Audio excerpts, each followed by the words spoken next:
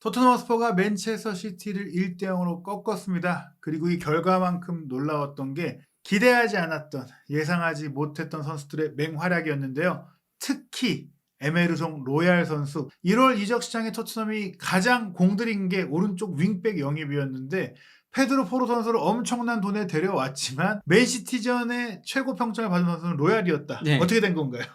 저도 놀랐습니다. 예. 예, 제가 본 최고의 에메르송 로얄이 아니었나 싶었는데요. 예. 예. 뭐 콘테 감독이 이 포로 선수를 데려오면서 도어티 보내고 스펜스 임대 보내고 뭐 이랬는데 왜 로얄을 남겼을까 싶었는데 큰 그림이 있었다. 예. 예, 로얄이 이 토트넘과 맨시티의 경기, 토트넘이 무실점 경기를 하는데 정말 엄청난 활약을 펼쳤고, 지금 이 사진에서 보시는 뭐 제 개인적으로는 이날 맨시티에서 그래도 가장 날카로운 선수가 그릴리시였는데 이 그릴리시를 아주 잘 막았다라고 할 수 있는 네. 경기였습니다. 거기다가 무엇보다도 많이 좁혀서 들어오면서 이제 그 상대 공격들을 막아낸 게 컸었죠. 그러니까 예. 그릴리시는 약간 뭐랄까 어떤 의미에서는 쿨루세스키가 더 많이 수비를 했죠. 예. 예. 어떻게 보면 이제 로얄 선수가 이렇게 좀 잘할 수 있었던 이유가 무엇일까? 그리고 토트넘이 맨시티를 상대로 대체 어떤 면이 개선됐길래 지난 뭐 1월달 불과 얼마 전에 4골을 먹으면서 졌던 경기에서 이렇게 끈끈한 모습을 볼 수 있었는지 부버지 김현민 기자와 함께 상세하게 살펴보도록 하겠습니다.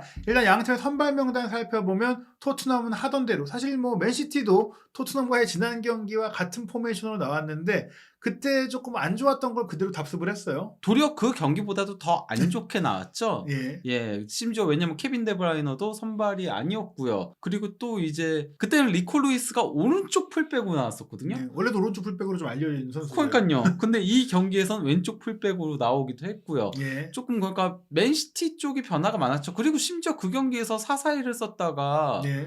전반전에 0-2로 지고 있으면서 그때부터 이제 과르디올라 감독이 후반전에 3-2-4-1로 전환하면서 예. 그러면서 이제 3-2-4-1로 계속 재미를 보고 있었는데 갑자기 4-4-1을 들고 나왔습니다. 뭐 이것과 관련된 얘기는 예, 저희가 예. 뒤에 더 예. 얘기를 다른 편을 통해서 얘기를 예. 드리도록 하고요. 맨시티 분석은 따로 준비하고 있으니까 이번 예. 편에 토트넘 위주로 얘기를 해볼 텐데요. 예. 토트넘의 선발 명단은 사실 거의 뭐 예상대로예요. 예상을 거의 벗어날 수가 없는 팀입니다. 예, 그래도 팬들이 이제 기대를 했던 거는 포로의 선발 출전이었던 거였는데요. 예. 근데 이제 포로가 아닌 에메르송을 선발 출전시켰습니다. 그리고 뭐 그럴 가능성이 있다라고 프리뷰 때도 얘기를 했었죠. 아무래도 수비적인 밸런스를 고려를 해야 되니까 에메르송이 수비력만큼은 뭐 좋은 모습을 보여주던 선수였어가지고 그런데 그렇게 나온 겁니다. 예, 그리고 왼쪽 윙백은 페리시치, 공격은 손케쿨, 미드필드 라인은 벤탄쿠르, 호이비에르가 부상 없다면 주전이고, 수비 라인도 사실은 이제 벤 데이비스, 다이어, 로메로가 주전 조합이에요. 예. 그런 가운데 이제 토트넘이 이번 경기를 유리하게 이끌고 갈 수 있었던 이유는 전반 15분에 선제골을 넣은 부분이겠죠? 예, 여기서 이제 그 로드리의 패스가 조금 약하게 나가기도 했고 호이비에르가 이제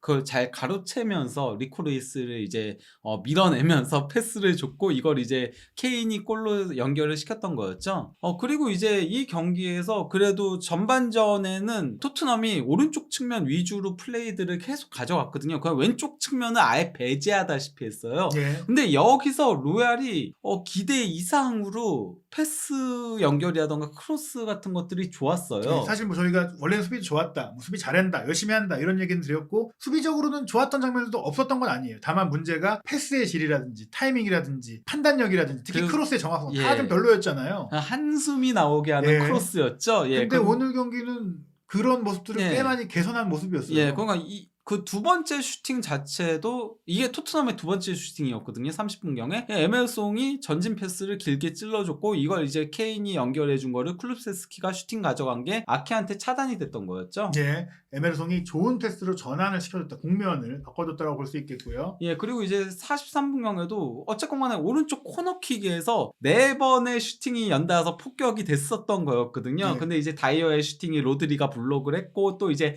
케인 슈팅 다시 혼란이 차단했고 그리고 다이어 슈팅 다시 아칸지가 차단했고 그 다음에 다이어 슈팅이 빗나갔는데요. 어쨌건 간에 오른쪽 측면에서 계속 공격을 주도했다는 걸 확인을 할 수 있는 거죠. 이 장면에서 다이어의 의욕도 굉장히 좋았고 저희가 로얄 선수 위주로 얘기 드렸지만 다이어도 사실은 근래 굉장히 안 좋은 모습을 보이다가 어떻게 보면 이제 시즌 초반에 좀 좋았던 그 다이어의 모습, 뭐 프리시즌, 뭐 지난 시즌 말, 뭐 이때 좋은 모습이 나왔어요. 그건 집중도도 상당히 좋았었고 수비 집중도도 좋았고 그리고 뭐 전진 패스 이런 것들도 원래 뭐 이거는 패스는 다이어가 잘하는 거였는데 그래도 센스 있게 찔러주는 패스들이 있었습니다. 그러니까 사실 개인적으로는 다이어도 전반기 때 너무나 혹사를 당한 측면이 좀 없지 않아 있었고 또 쉬지 못했었는데 최근에 네. 좀 이제 못하면서 좀 쉬게 된 부분들이 조금 본인의 좀 리프레시에 도움이 되지 않았나 네. 싶은데요. 그러면서 이제 뭐 전반전 히트맵을 보면은 어쨌건 간에 호이비에르하고 에메르송하고 오른쪽 측면에서 많이 이제 움직임들을 가져갔거든요. 네. 그러면서 이게 그러니까 전체적으로는 공격 진영에 많이 없을 수밖에 없는 게 왜냐면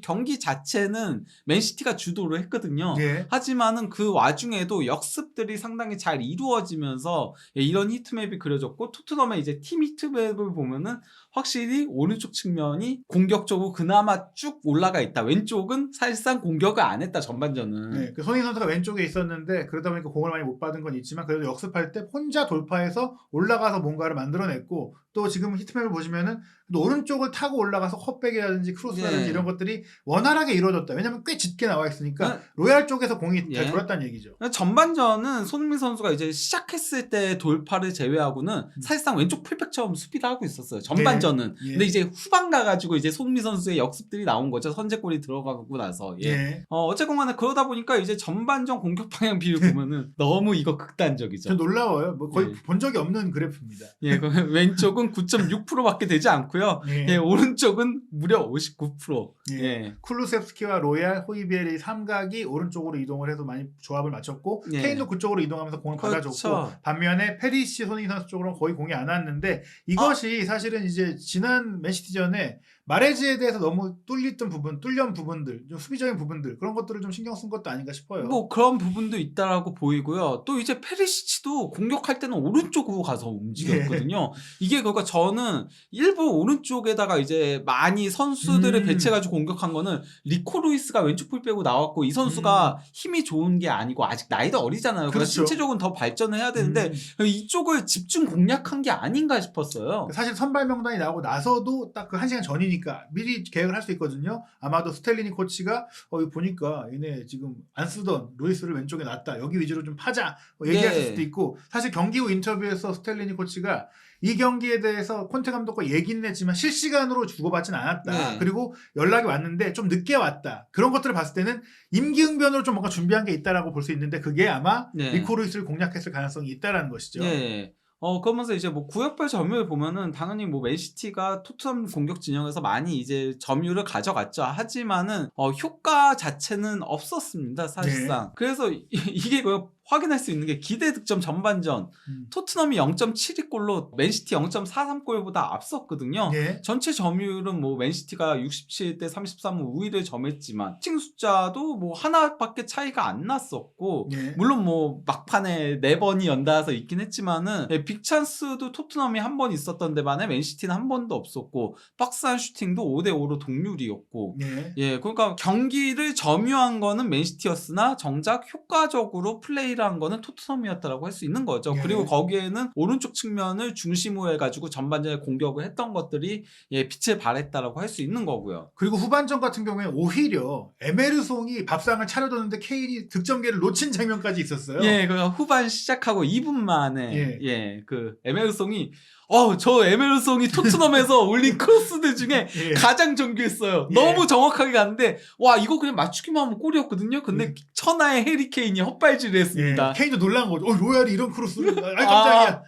이 타이밍이 아닌데 하면서 놓쳤지만 어찌됐거나 로얄 선수의 환골 탈퇴를 느꼈던 건 바로 이런 정밀성. 예. 로얄이 집중하고 몰입하니까 잘하는구나. 이 장면에서도 결국 루이스가 클리어링 미스가 있었던 거였죠. 예. 결국에는 로얄이 이 루이스와 측면 풀백 대결에서는 완승했다. 네. 이렇게 봐도 될 것 같아요. 예, 그리고 이제 56분경엔 페리시치가 코너킥 올린 거 오른쪽 측면에서였죠. 이것도 네. 어쨌건 간에 벤 데이비스가 헤딩 슈팅 가져간 게 이제 빗나갔었고요. 후반전에도 추가골을 토트넘이 넣을 수 있는 네. 기회들이 충분히 있었다는 얘기예요. 그리고 이제 이후부터는 약간은 대놓고 이제 역습 위주로 갔었거든요. 아예 라인을 내리고 예. 그래서 이제 공격 패턴들이 전부 다 역습이었어요. 이거는 뭐 거의 69분경에 벤탄쿠르가 가로채가지고 이제 볼을 끌고 올라갔다가 패스 준 거를 케인이 슈팅 가져간 게 빗나갔던 거였고요. 이제 70분경에 이것도 이제 뭐 호이비에르가 이제 패스 준 거를 이제 벤탄쿠르가 다시 패스 줬고 손민 선수가 볼을 끌고 가다가 이제 케인한테 패스 준 게 이제 케인 슈팅이 골키퍼 선방에 막혔던 거였고요. 그리고 이제 77분경 이거는 이제 요리스 골키퍼가 롱킥한 게 이제 데브라이너 살짝 스치면서 이제 뒤로 흐른 거를 손흥민 선수가 중거리 슈팅 가져간 게 에데르손 골키퍼가 선방한 거를 다시 이제 케인이 뒤로 내준 거를 호이비에르가 중거리 슈팅 가져갔으나 이게 골대를 살짝 빗나갔었죠. 예, 이것도 골이 될 만한 장면이었고 손흥민 선수의 유일한 슈팅이었는데 네. 손흥민 선수가 이날 뭐 슈팅을 좀 아끼긴 했어요. 좀 정밀하게 네. 플레이를 하려고 했는데 이 슈팅도 사실은 에데르송이 선방한 거지 구석으로 왼발 감차를 네. 잘 찼기 때문에 손흥민 선수가 확실히 폼이 돌아왔다는 것을 또 한번 느낄 수 네. 있는 그런 장면이었습니다. 후반전은 한 15분 정도 제외하고는 나머지는 그냥 역습 위주로 가다 보니까 그때부터 이제 손흥민 선수의 속도가 조금 살아나기 시작을 했고 그러면서 공격 비율이 상당히 균일하게 나왔죠. 3대 3대 3이라고 봐도 무방할 정도로. 물론 오른쪽 측면이 가장 많긴 했지만요. 그거는 아마도 그가 첫 15분은 그래도 오른쪽 측면으로 플레이를 계속 예, 가져갔으니까. 전반전의 흐름이 유지되다가 이제는 네. 조금 더 다양성을 가져가면서 특히 네. 손흥민 선수 쪽도 많이 활용을 하게 됐습니다. 네. 결국 후반전 기록 역시도 맨시티가 점유는 6대 4로 가져갔으나 기대 득점은 도리어 토트넘이 0.76골로 맨시티 0.54골보다 위에 있었고요. 예, 뭐 슈팅 숫자가 2개 적었지만은 더 효과적으로 슈팅들을 가져갔다는 거죠. 여전히 빅찬스도 후반전에 토트넘은 하나 있었는데 맨시티는 그냥 경기 내내 빅찬스가 단 한 번도 없었던 거예요. 결국엔 전반 후반 모두 토트넘이 앞선 경기를 했고 실제로는 2대0 정도로도 이길 수 있을 정도의 뭐 경기 내용이었다. 뭐 그냥 기대 득점 자체를 놓고 보면은 토트넘이 1.5골 그리고 맨시티가 1골 그러니까 뭐 2대1 정도가 맞는 스코어에 해당했다라고 할 수 있는 거죠. 네, 예. 토트넘이 이길 자격이 있는 경기였다라고 할 수 있겠고요. 그리고 그냥 공격 위협도 그래프는 당연히 맨시티가 더 위긴 했어요. 공격을 계속 주도를 했으니까요. 하지만은 정작 기대 득점 그래프는 토트넘이 우위를 계속 가져갔다. 이건 그러니까 토트넘이 더 효과적으로 잘한 경기였다라고 할 수 있는 거죠. 예.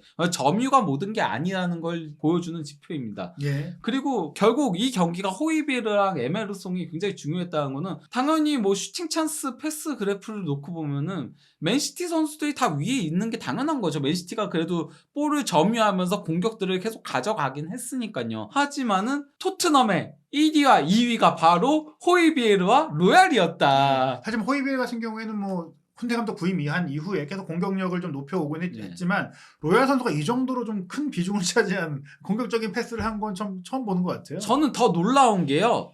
그러니까 노란 그래프가 네. 인크리즈고 예. 파란 그래프가 디크리즈잖아요. 그러니까 예. 실수를 해가지고 줄어들게 만든 그건데 에메르송은 저 지표가 항상 높거든요. 예. 실수가 많으니까. 예. 근데 실수가 거의 없었어요. 거의 이거는 제가 봤을 때는 포로의 영입이 로얄을 각성시켰다. 사실 실제로 영국 현지에서도 평점 매기면서 포로의 입단에 대한 놀라운 반응을 보였다. 이제 예. 발등에 불이 떨어졌거든요. 이제 나는 완전히 백업이 된 상태였는데 오히려 포로가 오늘 아예 뛰지도 못했어요. 예. 사실 어지간하면 교체라도 나올 거야 싶었는데 아예 모습이 나오지 않을 정도로 지금 예. 로얄을 뺄 수가 없는 경기였다는 예. 거죠. 뭐 그래서 경기 전체적으로 놓고 보면 공격 방향 비율이 당연히 오른쪽 측면 위주였고요. 전반전은 아예 뭐 압도적이었으니까요. 예. 예, 그래서 48%가 나왔던 거였고요. 사실 저희가 로얄 선수 얘기를 많이 했지만 실제로 이제 로얄 선수 숨은 MVP 정도고 공식 MOM은 케인 선수였지만 스카이 스포츠라든지 또 일부 매체에서는 호이비에르를 MOM으로 뽑은 매체들도 있었어요. 뭐 그냥 통계에 관련된 매체들은 대부분 호이비에르가 가장 높은 평점이 나오긴 했더라고요. 근데 뭐 이 경기에서 일단 뭐 볼터치 46회로 세 번째로 많았고요. 그리고 이제 뭐 소유권 획득한 게 8회로 최다였고요. 예. 그리고 이제 볼 경합 승리 6회로 에메르송 다음으로 두 번째로 이제 높았었고요. 볼 경합 횟수도 13회로 에메르송과 함께 그 공동 2위였고요. 그리고 태클 3회로 이거는 2위, 1위가 이제 그 벤탄쿠르가 4회로 최다였고요. 그리고 이제 가로채기 2회로 에메르송과 함께 공동 1위였고요. 파울 3회, 파울을 상당히 많이 했죠. 그러면서 가장 많은 파울을 기록하기도 했었고, 뭐 그 외 클리어링 2회, 뭐 찬스 메이킹 1회, 무엇보다도 이제 도움을 올렸죠. 예, 결승골의 그 영향력이 워낙 컸어요. 본인이 네. 뺐고 운반하고 도움까지 네. 줬기 때문인데 거기다가 이제 그 패스 성공률이 83.3%였는데 이게 토트넘 선수들 중에서 가장 높았어요. 이 경기가 토트넘이 패스 성공률이 높게 나올 수 없는 경기였거든요. 네. 아무래도 롱볼 위주로 플레이를 했다 보니까. 하지만 가장 높았고 공격 진영의 패스 성공률도 82.3%로 당연히 팀 내에서 가장 높았고요. 예, 결국에 프레스턴과의 경기 역시 푹 쉬니까 푹 쉰 호이비에르는 그래도 최고의 경기를 보여준다. 네. 뭐 이런 것들을 좀 보여준 것 같고 또 호이비에르 선수 기록을 얘기해 주시다 보니까 자연스럽게 로얄도 다양한 부분에서 좋은 기록이 있었구나 네. 이런 걸 알 수 있게 됐습니다. 근데 예, 거기다가 이제 호이비에르가 어쨌건 패스 맵은 이런 식으로 갔었고요. 근데 뭐 찔러주는 패스들도 상당히 있었죠. 보면은 예, 그것도 길게 찔러주는 패스들이 성공한 케이스들이 제법 있었죠. 예, 예. 물론 백패스들도 있긴 했었지만요. 그리고 공격 진영에서의 패스가 어쨌건 간에 이전 경기들보다는 조금 더 많은 모습이었고, 그리고 수비 맵을 보면은 좀 전반전에 저기 밑에가 이제 전반전 그래프고 뒤가 이제 후반전인데 노란색이 이제 리커버리거든요. 예. 전반전에 리커버리를 정말 많이 해냈죠. 그러면서 역습의 기점 역할을 상당히 많이 해줬다는 걸 볼 수 있습니다. 예. 그리고 이번에 에멜송 기록인 건데요. 저는 개인적으로 이번 경기 에멜송이라고 생각하거든요. 예. 물론 뭐 케인이 공식 MOM이기도 하고 케인이 정말 기념비적인 기록들을 세우긴 했지만은 뭐 프리미어리그 200골이라던가 아니면은 지미 그리브스를 넘어서는 득점 기록들을 세우긴 했지만은 개인적으로는 에멜송이 이 경기 MOM이라고 생각을 하는데요. 예. 일단 예, 이 경기에서 볼터치 52회로 이게 다이어 53회에 이어서 두 번째로 많았고요. 예. 그 경합 횟수 13회로 공동 2위인 데다가 클루세스키가 17회로 최다였거든요. 거기다가 볼 경합 승리는 8회로 최다였어요. 예. 왜냐면은 클루세스키는 승리가 4회밖에 안 됐어요. 경합을 17회나 했는데 예. 거기다가 볼 경합 승률도 61.5%에 달했었고요. 예. 그리고 이제 파울 획득 5회로 최다. 파울을 굉장히 많이 얻어낸 거예요. 예. 에멜송이. 예, 그러면서 상대의 맥을 끊는 장면들을 상당히 많이 이끌어냈었고 클리어링 6회로 최다였고요. 예. 예, 그리고 가로채기 2회로 최다였고요. 예. 패스 성공률 77.3%에 크로스 성공률 50%. 이게 놀라운 거입니다. 예. 예. 두 개 중에 하나의 크로스가 정확하게 갔고 아까 말씀드린 대로 케인이 넣어야만 했던 크로스 패스까지 공급을 했으니까 네. 이런 모습을 보고 아마 토트넘이 로얄을 영입했던 게 아닌가. 이게 최고점이다. 예. 특히 저는 뭐 여기도 나오지만 잭 그릴리시 정말 날카로웠고 또 네. 최근에 폼이 좋은 잭 그릴리시와의 대결에서 승리했다. 네. 특히 이제 이게 수비 관련 맵인 건데요. 일단 엄청나잖아요. 예. 엄청 많은 수비 기록들을 한 건데요. 특히 이제 이 중에 보라색이 클리어링이거든요. 예. 그리고 밑에 이제 그래프 보시면 전반전, 후반전을 확인할 수 있는 거잖아요. 예. 후반전에 특히 막판에 클리어링 머신이었죠. 예, 거의 막판 맨시티의 총공세 과정 그렇죠. 속에 에메론 로얄이 거의 무쌍을 찍었습니다. 네, 완전히 막 진짜 위험한 장면들을 다 끊어냈잖아요. 예, 그러니까 예. 오른쪽 윙백이 아니라 거의 오른쪽 센터백처럼 뛰었고 예. 사실 로메로가 퇴장을 당하기도 했고 또 로메로가 그렇죠. 좀 거칠기도 했고 조금 불안한 상황도 예. 있었는데 오히려 원래는 로메로가 로얄을 커버하는 예. 사람이었는데 로얄이 로메로를 도와주는 그런 활약을 많이 했어요. 그 박스 안에서 걷어낸 것들이 굉장히 많잖아요. 그러니까요. 예, 정말 대단한 모습이었습니다. 어떻게 보면 이제 다이어가 가진 단점이라든지 로메로의 허점이라든지 이런 것들을 로얄이 다 커버하면서 뭐 저희가 이제 썸네일에 김민재 선수 얘기를 했는데 김민재 선수가 수비 기록들이 굉장히 좋고 또 이런 그 측면이라든지 전방이라든지 모습들이 많이 나와서 얼핏 보면 김민재 선수 표가 아니냐. 예, 그러니까 이 수비 맵을 보면은 예. 평소 김민재 선수의 수비 맵과 조금 비슷하게 나오고 있죠. 그러니까요. 예, 결국에 이제 손흥민 선수랑 친하게 지내더니 또 그런 한국의 길을 받았는지 로얄 선수가 분명히 이번 경기를 보자면 환골 탈퇴했다. 그리고 예. 만약 이 경기력이 이어진다면 계속 그냥 토트넘에서 뛰어도 되고 포로 선수가 공격에 특화되어 있으니까 로얄 선수는 정말 이런 큰 경기에 예. 수비적인 역할로서 선발로 나올 수 있겠다. 예. 그래서 이제 뭐 스텔리니 수석 코치 같은 경우는 일단 그 BBC MOTD하고의 인터뷰에서는 네. 경기가 끝나고 뭐라고 했냐면요. 우리는 그가 훌륭한 경기를 펼치는 걸 봤다. 지난 시즌 맨시티전에도 비슷했다. 예. 오늘 그는 좋은 선수였고 이전에도 그는 이기는 경기에서 더 좋은 모습을 보여주곤 했다. 예. 이거는 지는 경기에선 잘 못한다는 얘기기도 하죠. 그렇죠. 예, 그러면서 기복이 있다는 얘기죠. 예, 그래서 다음 얘기가 나오는 겁니다. 그는 다른 상황에서는 더 발전해야 하지만 지는 경기들 같은 때 네. 얘기인 거죠. 뭐 아스날전 퇴장 같은 네. 얘기, 하지만 오늘은 완벽했다. 예, 오늘처럼 한다면 더할 나위가 없는 것이고요. 예. 실제로 지난 시즌 맨시티 이길 때도 로얄이 저때 잘했었어요. 그래서 예. 로얄이 이런 모습이 있어서 그때도 그런 얘기 했었거든요. 예. 유독 맨시티에 강한 건지 뭐 예. 이런 것들은 좀 뒤집어 봐야 되겠지만 어찌됐거나 로얄 선수의 이날 폼을 보자면 예. 욕할 수가 없다. 예, 그리고 이제 기자회견 와가지고 이건 이제 골드 기자가 이제 적은 글인 건데요. 예. 예, 기자회견에서 한 멘트인 건데, 그러니까 그 스탠리 코치가 뭐라고 했냐면요. 에메르송은 경기 막판에 가장 중요한 선수 중 한 명이었다. 그 예. 현란한 클리어링의 향연을 얘기하는 거죠. 예, 그러면서 그는 두세 번의 상황에서 그의 열망을 보여주었다. 예. 예, 다른 기술을 가진 다양한 선수를 보유하는 건 중요한 일이다. 아마도 프로하고의 비교로 그렇죠. 얘기한 걸 거예요. 네. 그러니까 프로처럼 공격적인 선수도 필요하고 상황에 따라서 에메르송처럼 이렇게 수비적으로 좋은 모습을 보여주는 선수도 필요하다는 얘기인 것 같고요. 예. 네, 그러면서 그는 오늘 그가 좋은 선수라는 걸 입증해냈다. 결국에는 이제 팀 내에서도 로얄에 대한 반응도 알고 있는 것이고 또 팀 내에서 애초에 프로 영입을 그렇게 많은 돈을 쓴 것 자체가 오른쪽 윙백에 대한 아쉬움이 있다는 건데 로얄 선수의 가치도 충분히 있다라는 것을 분명히 보여준 거고 말씀드린 대로 사실은 포로가 맨시티와 인연이 있는 선수이기 때문에 더더욱이나 이번 경기가 토트넘 데뷔전이 되지 않겠어? 그렇게 생각을 했지만 그 포로가 나올 수 있는 그 여지 자체를 주지 않았던 특히 경기 막판에 이 로얄 선수의 활약을 보자면 로얄이 앞으로 포로에게 손쉽게 그냥 뭐 무주공산으로 주전 자리를 내줄 선수는 아니다. 네. 뭐 이런 걸 보여준 것 같습니다. 그리고 예, 이거는 이제 BBC 보면은 문자 중계 막 하면서 팬들이 막 이제 텍스트 보내고 이러잖아요. 예. 근데 팬들의 텍스트인 건데요. 예, 일단 그 존이라는 팬은 뭐라고 했냐면요. 에메르송 로얄이 위타빅스를 먹은 것 같다. 이게 위타빅스가 그 켈로그 같은 그런 거거든요. 예, 그런 그 뭐라고 해야 될까? 호랑이 힘이 쏟아나는 예. 에너지가 보충되는 예, 그 그런 거죠. 아침에 먹는 그런 예, 시리얼 같은 시리얼 거죠. 같은 그런 건데 그건 건강식 시리얼이거든요. 그렇죠. 그러면서 이 얼마나 멋진 경기력인가 이렇게 얘기를 한 거고요. 또 이제 임란이라는 팬은 내 생각에 이거는 토트넘 유니폼을 입고 로얄이 뛴 최고의 경기 같다. 예, 그건 누구나 봐도 그랬을 것 같죠. 예.